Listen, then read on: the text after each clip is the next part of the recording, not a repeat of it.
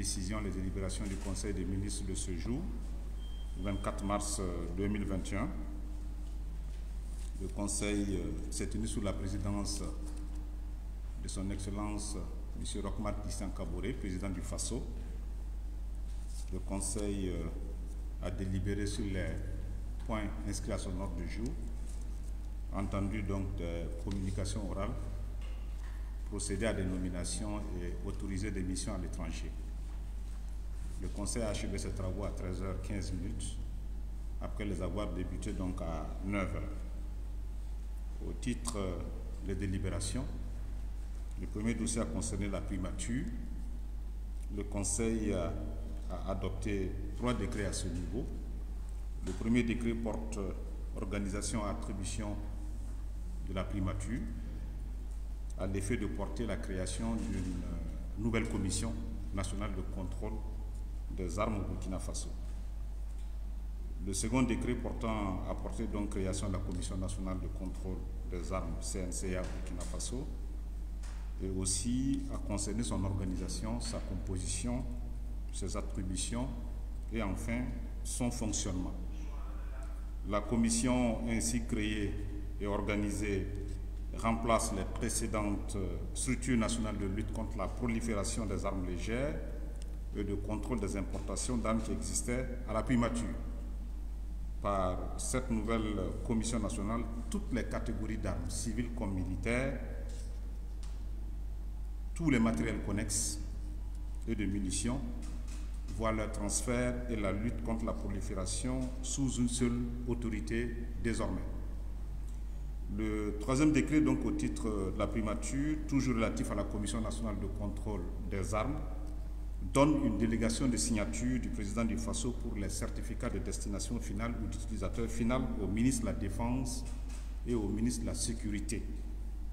La délégation de signature accordée au ministre de la Défense concerne les armes destinées aux forces de défense et de sécurité, et celles données au ministre de la Sécurité, et je vais parler ici de la délégation de signature donnée au ministre de la Sécurité, concerne les armes civiles. En outre, ce troisième décret institue un visa sur les 10 certificats donc par le secrétaire permanent de la Commission nationale de contrôle des armes. Donc vous aurez noté qu'il y a aussi un secrétaire permanent au sein de cette commission nationale qui vient d'être donc créée. Au titre du ministère de la Justice, des droits humains et de la promotion civique, le Conseil des ministres a examiné un rapport relatif à l'adoption d'un décret portant remise de peine. Vous savez qu'à l'occasion de chaque 1er janvier de l'année, il est de coutume que le président du FASO use de son pouvoir, de son droit de grâce. C'est l'article 54 de la Constitution qui le permet.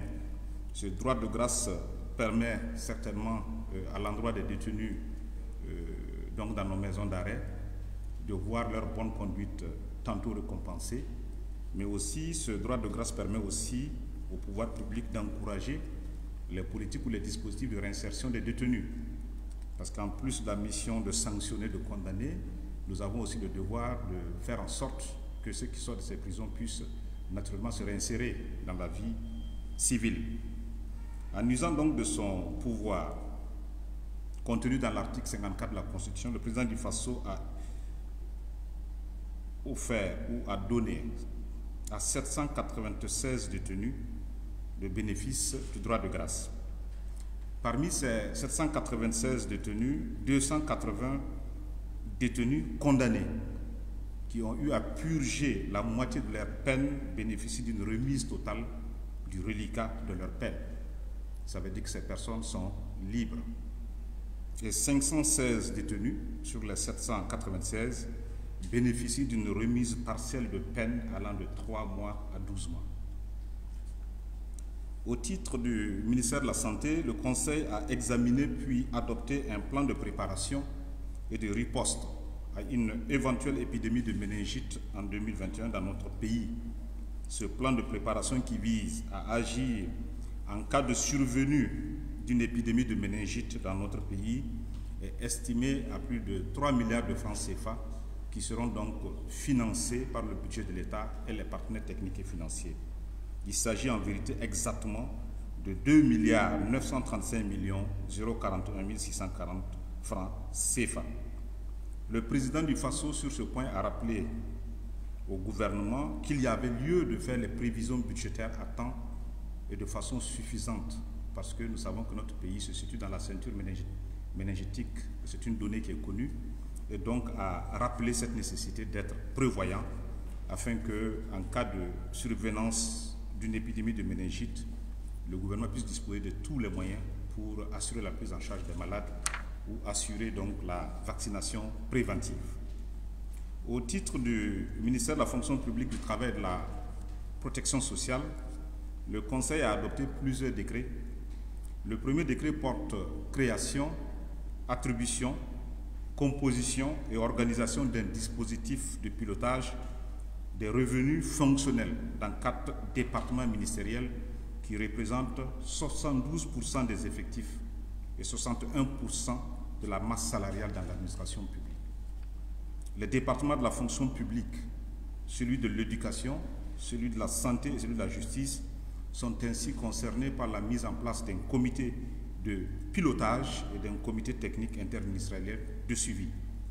La revue fonctionnelle est une activité analytique qui implique les consultants et qui implique les directeurs des ressources humaines qui sont dans ces départements ministériels concernés, et cela dans le cadre de la modernisation de l'administration publique. En outre, le Conseil, au titre de ce ministère chargé de la fonction publique, a examiné et adopté 8 autres décrets relatifs à des statuts particuliers des différents métiers de la fonction publique, et cela en application de la loi 081 du 24 novembre 2015 portant statut général de la fonction publique. Ainsi, tour à tour, le Conseil des ministres a adopté des décrets portant statut particulier des métiers suivants dans la fonction publique. Il s'agit des métiers suivants: promotion et protection des droits humains. Ce groupe de métiers est appelé comme ça, promotion et protection des droits humains. Le groupe de métiers suivant, c'est celui de la gouvernance administrative. Le troisième groupe de métiers, ce sont les métiers dits structurants. Ils composent souvent des emplois d'études ou de chargés d'études et d'analyse, de secrétaires. Dans nos administrations, nous avons des secrétaires, nous avons ceux qui conduisent nos véhicules. Ce groupe de métiers sont mis donc dans un ensemble appelé métiers structurants. Le groupe de métiers infrastructure, c'est le quatrième groupe de métiers qui bénéficie donc d'un statut particulier. Le cinquième groupe de métiers, c'est le groupe de métiers mines et énergie. Le sixième groupe, administration et économie financière. Le septième groupe, c'est eau, agriculture et environnement. Et le huitième groupe, enfin, le groupe santé animale et humaine. Dans ces métiers, en fait, il est créé des familles d'emploi. Une fois que le métier est créé, il est créé donc dans ce métier ce qu'on appelle des familles d'emploi. Dans ces familles d'emploi, naturellement, des emplois sont énumérés et chaque emploi voit ses attributions définies, voit aussi les conditions d'accès à l'emploi précisées et la classification catégorielle définie. Donc il s'agit vraiment d'un effort d'organisation de notre administration publique. Au titre du ministère de l'Industrie, du Commerce et de l'Artisanat, le Conseil a adopté un rapport, et ce rapport était relatif à l'adoption d'un décret portant organisation du ministère de l'Industrie, du Commerce et de l'Artisanat. Telles sont donc les principales délibérations du jour de ce Conseil des ministres. Et le Conseil des ministres, comme je l'annonçais tantôt au début, a entendu aussi des communications orales. Au titre du ministère de l'Énergie, des Mines et des Carrières, le ministre de l'Énergie a informé le Conseil des ministres de ses visites au Ghana et en Côte d'Ivoire afin de solliciter des importations d'énergie dans cette période critique de forte demande en électricité. Vous savez très bien que la période de la canicule, qui commence donc au mois de mars pour s'achever jusqu'au mois de juin et juillet, est une période où la demande en électricité est forte et où nous nous confrontons aussi à quelques défis d'offre d'électricité. Donc ces voyages avaient pour but de voir avec ces deux pays, sur la base d'une coopération qui existe déjà, comment faire en sorte que les exportations d'électricité vers le Burkina Faso soient donc beaucoup plus importantes durant cette période afin de satisfaire la demande en électricité donc, de la population.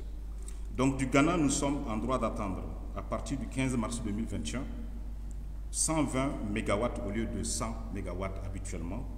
Et de la Côte d'Ivoire, nous sommes en droit d'attendre 50 MW au lieu de 30 servis depuis janvier 2021. Et nous pouvons attendre la Côte d'Ivoire 90 MW à partir de août 2021. Au titre du ministère de la Communication, des Relations avec le Parlement, le Conseil des ministres a été informé de la tenue de la 24e édition des prix Gallian le 25 juin 2021 prochain à Ouagadougou. Et vous le savez, c'est un rendez-vous avec les meilleures œuvres journalistiques chaque année. La 24e édition depuis donc la première édition donc initiée en 1997. Toujours au titre de ce département chargé de la communication, le Conseil a entendu une communication orale relative à l'appel à candidature pour la répartition des 400 millions de francs CFA annuellement donc destinés à appuyer la presse privée. Je note que vous connaissez le principe depuis 2016. Chaque année, il est ouvert pendant un mois. Et pour cette année, c'est du 1er avril au 30 avril 2021. Les entreprises de presse privée donc, sollicitent, déposent des demandes de subventions et un comité national siège, arrête la liste des bénéficiaires et les entreprises de presse privée bénéficient en fonction des décisions du comité de subvention. En principe, ces entreprises de presse privée peuvent espérer leur subvention au plus tard le 3 juin 2021. Donc voilà les thèmes de communication orale sur lesquels nous avons échangé et le Conseil des ministres a clos donc ses travaux par des nominations. Bien, est-ce que vous auriez quelques demandes? Oui. Oui.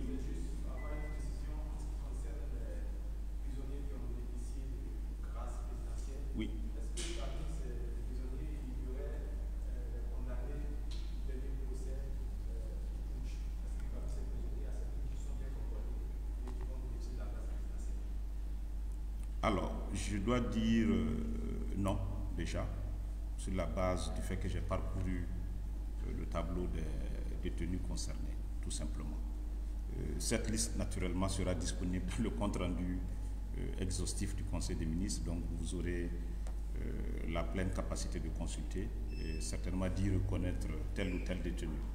Je rappelle que c'est deux catégories de détenus. Il y a ceux qui bénéficient d'une remise de peine totale parce qu'ils auraient purgé la moitié de leur condamnation et sur la base de bonne conduite ou toute autre attitude et comportement jugés par les directeurs des maisons d'arrêt et des acteurs de la justice ont pu être éligibles donc à cette grâce. Le deuxième groupe, c'est ceux qui bénéficient d'une remise de peine partielle. Ça veut dire que sur la base d'une condamnation, par exemple, de 100 mois ou de 3 ans, le décret donc de grâce octroie des remises de peine de 3 à 12 mois. Voilà. Oui. Oui.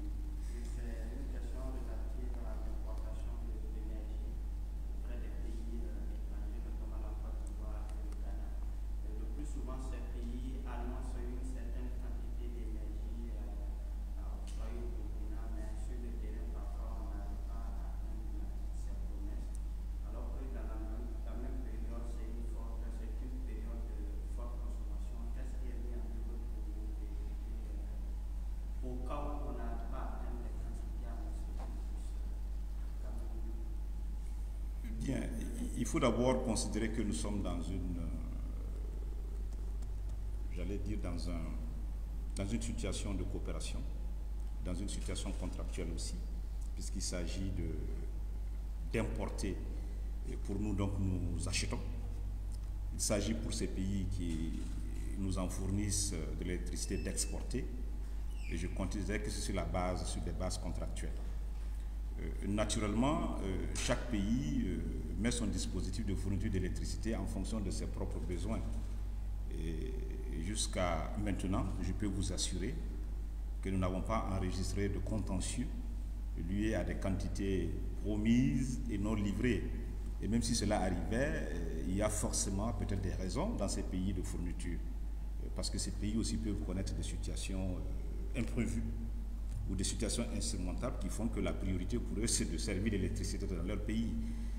De mon point de vue, ça ne devrait pas être une situation difficile à reconsidérer. Si sur la base du contrat, vous n'arrivez pas à fournir la quantité sollicitée, je peux vous assurer que le marché de l'énergie dans notre sous-région est suffisamment bien structuré pour faire en sorte que d'autres acteurs pouvaient rentrer en compte afin de pouvoir éviter les désagréments.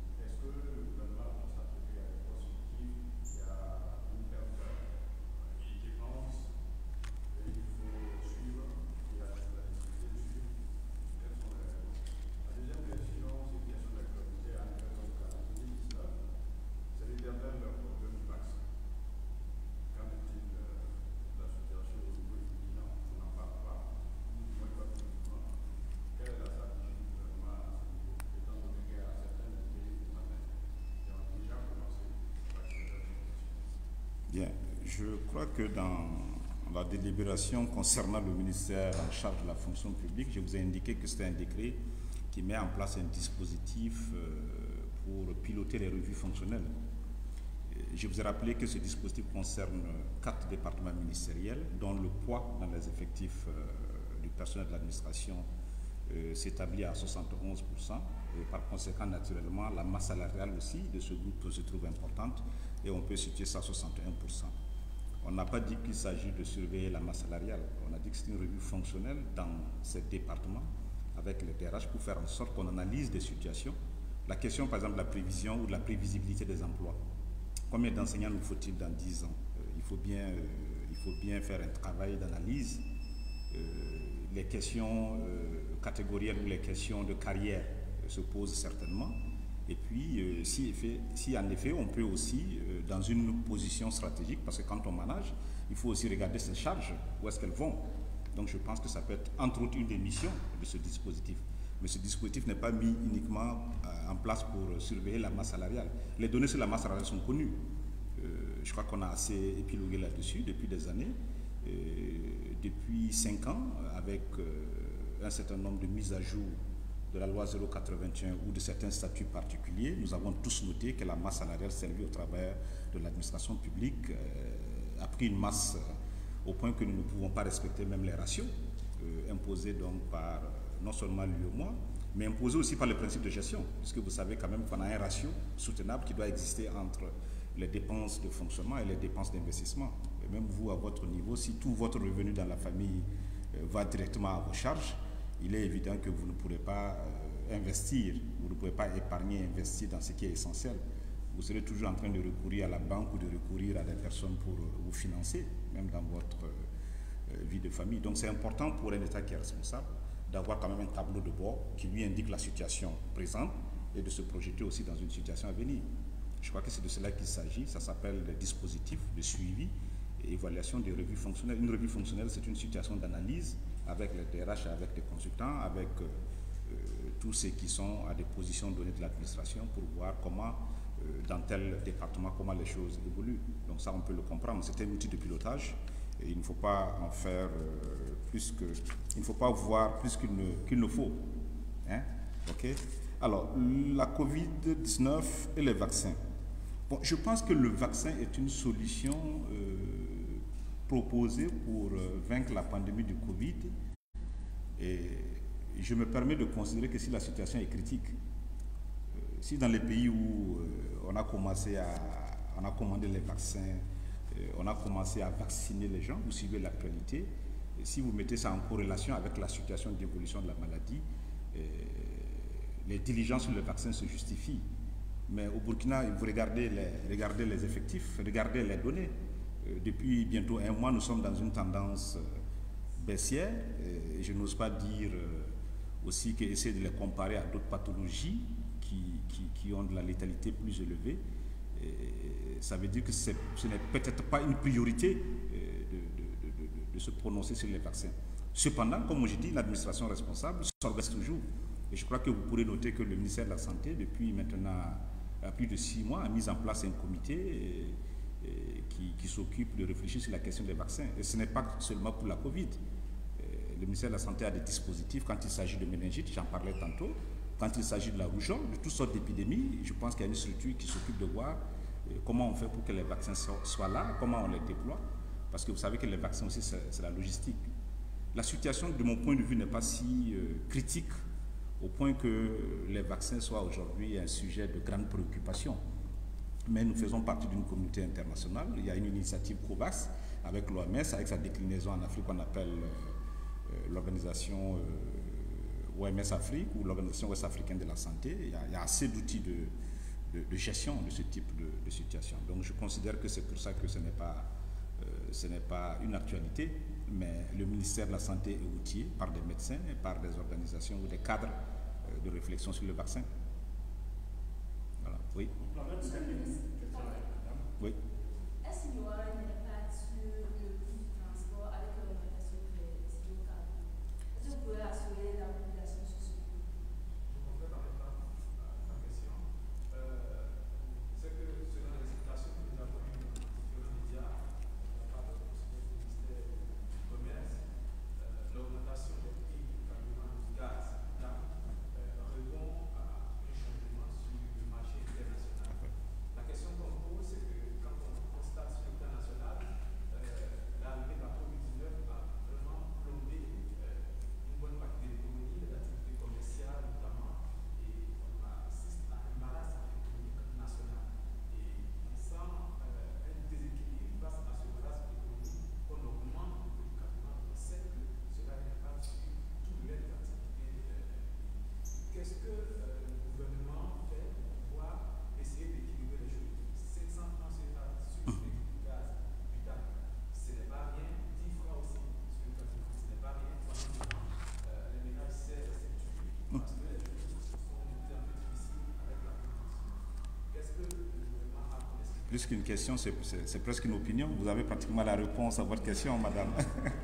Non, aucun gouvernement n'est heureux d'augmenter des prix qui se ressentent dans le porte-monnaie ou dans le panier d'un citoyen. Ça me paraît évident. Les raisons qui ont été données par le ministère du Commerce sont des raisons que vous avez vous-même reprises ici. Il s'agit d'une situation du marché international qui nous impose nécessairement des réajustements. Troisièmement, ce qu'il faut faire, c'est de voir comment ce réajustement qui s'impose pour des raisons économiques peuvent être amortis pour la population. C'est de cela qu'il s'agit. Et je pense qu'avec le ministère du Commerce, très bientôt, je considère qu'ils vont échanger avec tous les acteurs commerciaux qui sont les importateurs, les transporteurs, pour voir comment, au maximum, on fait en sorte que le Burkinabé moyen ne puisse pas véritablement sentir le relèvement du coût de la vie. C'est assez évident. Effectivement, augmenter 500 francs, ça joue sur le budget. Donc je pense qu'il faut laisser le temps, pas très long peut-être, dans quelques semaines, au ministère du Commerce de mener des discussions afin que les amortis soient le plus efficaces possible. De toutes les façons, je crois que la dernière augmentation du gaz date de... Quelqu'un a une date 2013, non? Voilà, donc ça fait quand même 8 ans que les choses ont été maintenues. Ça fait des efforts. Donc, si on est amené à augmenter, c'est qu'il y avait vraiment des contraintes économiques à le faire. Comment on fait en sorte maintenant pour que ça ne vienne pas compliquer la situation impactée par la Covid? Ça, c'est le rôle du gouvernement. Et je vous assure que nous ne manquerons pas d'avoir des concertations avec les commerçants, les importateurs et tous ceux qui sont dans la chaîne afin qu'on sente moins dans notre porte-monnaie ou en tout cas dans notre quotidien cette augmentation. Voilà. Ben, ça devient une conférence de presse. Il y a des taxis qui fonctionnent avec du gaz, même si c'est... Normalement, c'est interdit. Oui, c'est interdit, mais il y en a. Est-ce que déjà le prix là-bas, ça ne va pas trop augmenter quand on sait que... Moi, je m'attendais à ce que vous condamniez ce taxi. Oui, allez-y. Oui, y a-t-il une autre question? C'est la dernière question, s'il vous plaît. Non, c'est une actualité, mais en vérité, c'est une situation illégale qui n'était pas censée exister. Donc, au lieu de voir comment les taximans vont répercuter le prix du gaz, c'est de chercher à faire en sorte qu'ils respectent la légalité, qu'ils n'utilisent pas le gaz pour faire circuler les taxis. Les carburants prévus pour faire marcher les moteurs sont connus, ce n'est pas le gaz. Oui. Moi, ma question, c'est par rapport à l'éducation. Par exemple, au Burkina, il y a beaucoup d'écoles pirates qui fonctionnent généralement sans autorisation. Et il y en a même qui vont jusqu'à prendre des étudiants en première année pour venir tenir des élèves de la 6e à la terminale.